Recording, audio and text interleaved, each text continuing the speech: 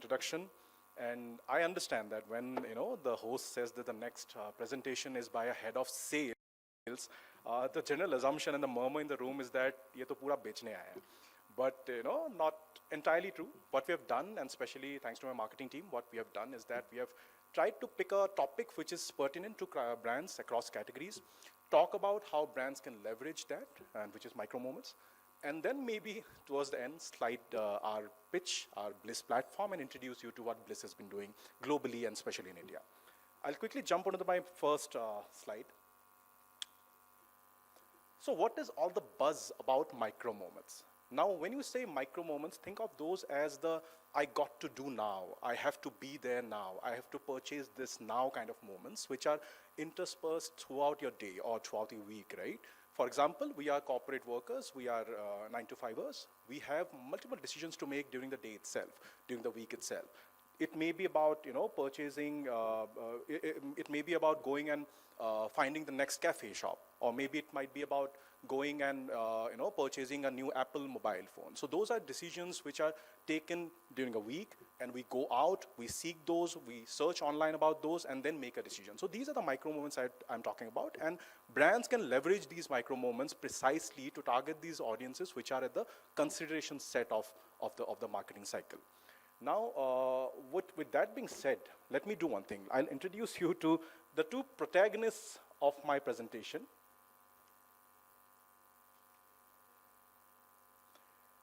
Now, what is an Indian presentation with some Bollywood or web series reference? So maybe you'll recognize the names. I have taken Rinki and Abhishek as two of the protagonists of my presentation.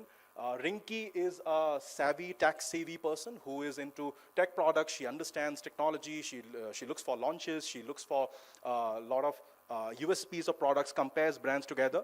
And then Abhishek, he's laid back. He's a corporate worker who works 9-to-5, and then he looks for pubs and cafes and experiences, hangout zones with his family and friends. So those are the two kind of people, might be in the same cohort. So that's the point I'm trying to make. They might be in the same cohort of 25, 30-year-olds, but then have a different way of location data, different patterns, different search histories, and different kind of micro moments throughout the day and throughout the week that they spend. Now, how can marketers leverage this? For example, if you want to target, say, Rinki, or maybe, of course, maybe Abhishek also, you have to understand the pattern of their searches, pattern of their discovery that they're doing, pattern of their, historical data. How Rinki has found the Samsung mobile that she bought recently, Has she gone through a lot of other brands and then finally decided to buy Samsung? What about Abhishek? He has gone to pubs and cafes multiple times. How is he a luxury shopper as well? Do you know about his shopping behavior maybe, from these small micro moments in his life? So these are the things that brands need to do. Personalize the pattern, understand the pattern, pinpoint precision. Precision is where maybe Blis can come to your rescue. And then strategic timing. You have to be there in front of the user at that point in time when he or she is making the decision, that micro moment decision. Now, I would club micro moments into 4 clusters. Firstly, I'll call them I want to know moments. India is a very agile country. India is a very young country. People want to know a lot of stuff. Bollywood releases today, maybe sports scores today.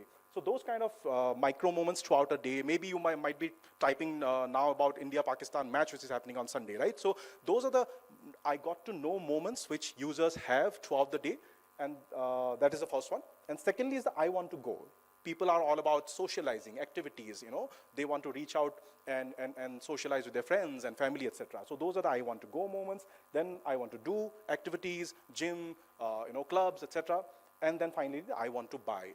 Because India is a very digitally savvy and digital first kind of a country nowadays, what has happened is that a lot of our sales and purchase decisions are becoming very instantaneous. We do not check our wallets before making a purchase. If we like it, we'll purchase it, or we'll go, or we will take that experience, right? So therefore, that has also come into the micro moments segment nowadays, and these 4 broadly cover what I'm talking about in terms of the micro moments. Now, the question which I get from clients and categories and clients across categories and agencies is that Is micro moments, is location data, is geofencing only relevant for a few clients or few categories? My answer is no, because I feel and we feel is that brands across categories can leverage these micro moments and reach out to users at the right point, at the right time and the right point. For example, retail. Now when Abhishek is near a Zara store maybe, it's prime time for somebody who's a competitor of Zara maybe to reach out to him with a unique proposition or a USP or their new sales event which is going on. For tech, Rinki is very attuned with whatever technological advances are happening. So therefore, she does not need a push, she needs suggestions. She needs some information so that she can make the right decision. So that's for tech brands. Finance, you'll be surprised to know that finance is also using a lot of micro moments, a lot of location data to fine-tune their marketing strategies, right? For example, I'll give you, recently a very big credit card bank, they approached us. They asked us, do you have the data of people who are going to lounges in airports, are going to five-star resorts and all? Because those are the people who want a credit card, right? So that's the finance fitment of micro moments and location data. And of course, QSR, I think it's a no-brainer. Restaurants definitely want people to be near you, go there, visit them, footfalls and store visits, etc. Now, this gives me a segue to kind of introduce my platform, Blis. What we are doing, who are we? I'm sure, some of you might have, most of you might not have heard of it. But then, what are we? We are a 19-plus-year-old organization based out of the UK. We have been there in India for the last 4 years now. We started during the COVID period, so the scale and everything is happening now in the last 1.5, 2 years. APAC region, we have an office, of course, in Mumbai, Singapore, and Sydney. And if I share some tidbits about Blis, we are older than Google Maps. So we have been doing this mapping thing, this geolocation and mapping thing for the longest time, longer than the biggest, Google Maps that you know. And we have already mapped around 100 million locations across the globe, and we are doing it at tier 2, tier 3, tier 1 metros as well. And finally, we have served ads to 1/5 of the world's population as we speak, and India as well comes into that. Now, what we do. So there are two kinds of usage of the data that I'm talking about, right? We are talking about data about location targeting, geofencing, That can be bifurcated into two parts. Firstly is real-time targeting. Secondly is historic targeting. Real-time, as the name suggests, anyone, for example, if that credit card bank that I told you about wants to target corporate workers in, say, this building. Now you guys would be the right audience for him or her. That can be the real-time targeting that they can do. They can just prompt you that, why don't you check out this credit card, right? Because you are a, employed audience, a top-tier audience, so they might be wanting to target you real-time within this hotel itself. But then there is also historic targeting. How does historic targeting help? We are proud to say that we are I think maybe the only platform which has a look-back window of 12 months. So we understand historical pattern and visitation data of users over a period of time. So for example, if I am a user who has searched for or gone to, let's take for example, Tata Motors is one of the clients, right? They want to approach me. I'm looking for a vehicle to purchase, but I'm checking out multiple showrooms of different companies which are competing with Tata Motors. So that's a historic targeting which can be used by Tata Motors to target me and say that, hey, you are in the consideration set of purchasing a vehicle. Over the last 1 month or 2 months, you are searching for a vehicle, comparing prices and USPs, everything. Why don't you check out this new product or new vehicle of Tata Motors? So that's an example that I gave you. That's for the historic targeting usage that we use in our campaigns. Then, yes, there are ready cohorts. What happens is that when you have got a lot of loads and loads of data with you and historic targeting of 12 months, then it allows you to create cohorts which are readily usable, right? For example, cohorts of frequent flyers, cohorts of home buyers, cohorts of sports fanatics, cohorts of luxury shoppers. So those kind of cohorts are readily available. Yes, we can customize also.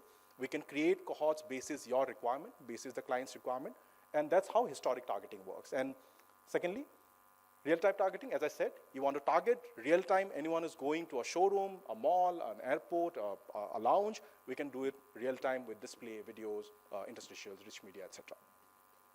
Finally, what happens is that a lot of data is being collated or culled out at the back end. But then if the front end is not good enough, if the creatives are not engaging enough, the user does not respond, does not engage. So this is something which we have solved for. We are having an in-house creative team as well. What we do is we work with these brands to create some engaging creatives for them, help them out in reaching out to the right data points and users with the right creative and across categories. So as you can see, multiple brands across categories have used us, and we have got some awards also for that. And finally, what is all these digital campaigns? Because we are a programmatic platform, you have to measure us, right? You have to measure the efficiency of the campaign. So that's how we offer you. That's what we offer you. What we offer is we drive visits, we drive footfalls, we drive storeroom visits for your campaigns. We also do, of course, brand lift studies, be it in-house or be it third-party promoted. And lastly, we also share insight pieces. This is very important that we do, is that clients need more than just the click data or the how many impressions were served, how much CTR was achieved. They want more insights about the audiences they are targeting or would be targeting. So what we do is proactively share insight pieces with clients, talk to them about the audiences that they should target or they have targeted for the campaign, and that's what kind of makes us stand apart from others. That's basically it. This is a scan, this is a QR code that we have prepared. You can just scan it. You can take this one pager that we have created for you. Thanks a lot for listening to me. Thanks for the time, and thanks for the invite. Over to you, Bhavna.